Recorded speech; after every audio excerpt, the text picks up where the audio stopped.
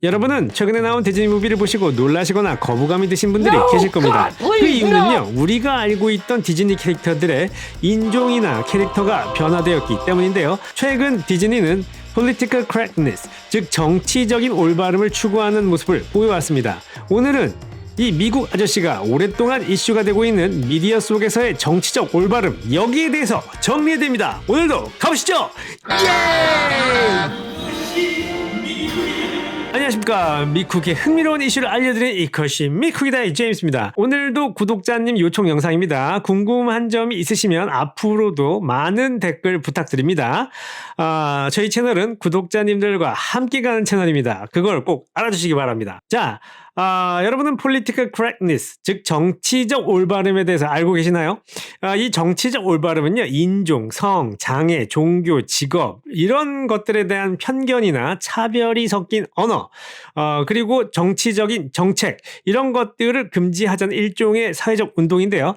아시다시피 여기 미국에서는요, 이 정치적 올바름 굉장히 중요한 이슈입니다. 미국에서 이 사회운동이 표면화되게 된 계기는 역시 바로 미국에 만연했던 discrimination, 즉 차별 때문입니다.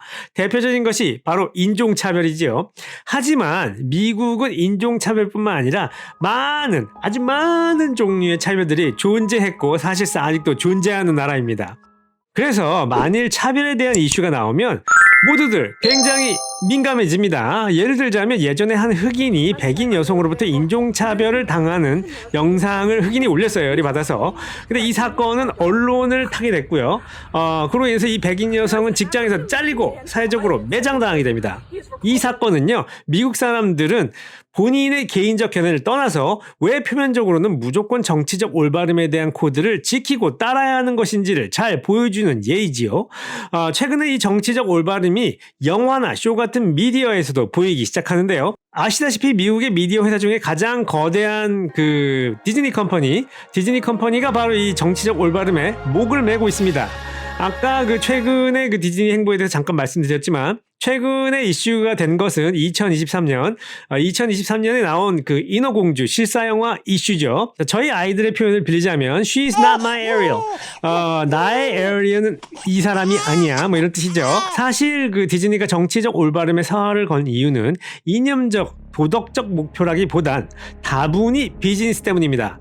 그들의 목적은요, 디즈니 영화가 그리고 쇼가 전 세계의 모든 국가에서 성공하기를 원합니다. 그만큼 많이 뿌리고 싶은 거죠. 결국 그들은 이익 중심의 사업이고요. 정치적으로, 사회적으로 잘못된 컨텐츠는 시청자의 외면을 받을 수 있는 가능성이 있다고 생각했던 것 같습니다.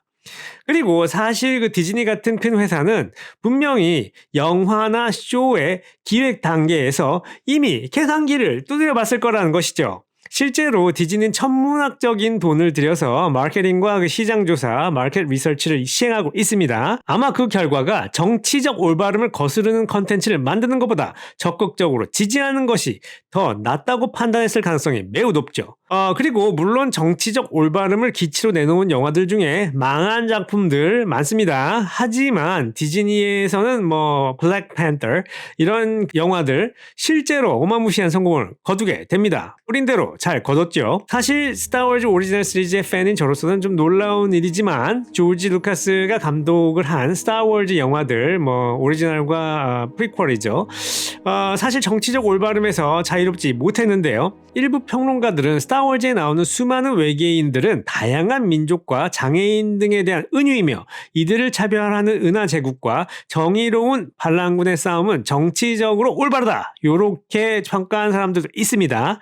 하지만 전문가들의 지적에 의하면 이 스타워즈 오리지널 에피소드는 1970년대의 시대상이 반영된 백인들만 나오는 백인들을 위한 스페이스 오페라다, 이렇게 얘기하는 의견이 지배적입니다. 실제로 스타워즈 오리지널 에피소드에서는요, 두 사람의 유생 인종이 메인급 조연으로 나옵니다. 다스 베이더의 목소리를 맡으신 제임스 얼 존스, 그 다음에 랜덜 칼리시안 역의 빌리 디 윌리엄스, 요 두 분이 스타워즈에 참여한 흑인 분들이죠. 스타워즈 프리퀄에서는요, 메이스 윈두 역을 맡은 세뮤엘 L. 잭슨, 요 배우만, 흑인입니다. 사실상 조지 루카스의 스타워즈 세계관에는, 동양인은 엑스트라로 등장하지도 않습니다. 그래서 조지 루카스와 루카스 필름은 정치적 올바름 운동주의자들한테 대차게 까이게 됩니다. 그래서 루카스 필름을 나중에 사게 된 디즈니 컴퍼니는 시퀄을 만들게 되는데요. 이때 그 떡밥의 제왕인 J.J. 에이브럼스, 그 다음에 캐슬린 케네디 이 컴비에게 2015년에 출시되는 2015년에 릴리즈되는 스타워즈 깨어난 포스 여기에 정치적 올바름을 잔뜩 집어넣어! 이렇게 요구를 하게 됩니다. 그래서 이 콤비는요, 스타워즈 기존 세계관과 분위기를 정치적 올바름에 맞게 바꾸자 이렇게 결정을 하게 됩니다. 그래서 주인공을 남자에서 여자 제다이로, 그리고 그의 조력자인 그 남자를 흑인으로 이렇게 배합을 해서 새로운 조합을 넣게 됩니다. 그리고 그 아시아의 티켓 파워, 아시아의 티켓 파워를 위해서 동양인 캐릭터들을 집어넣기 시작합니다. 이 동양인 캐릭터 집어넣기 작업은요, 그 다음에 2016년에 그 정점을 찍는데요. 스타워즈의 외전격인 스타워즈 스토리 로그 1에서는요, 중국권 스타인 견자단과 강문까지 집어넣게 됩니다. 사실 저같이 일부 시청자들은 확실히 어릴 적 향수 때문에 정치적으로 안 올바른 버전의 스타워즈 시리즈의 매력을 느끼고 시퀄을 욕하는 사람들이 있습니다. 저같이. 하지만 사실 미국에는 이런 변화에 박수를 보내는 사람들도 상당히 많이 있습니다. 자, 오늘은 여기까지입니다. 흥미로우셨다면 구독, 좋아요, 알림 설정 꼭 부탁드리고요. 다음 영상에서 또 뵙겠습니다.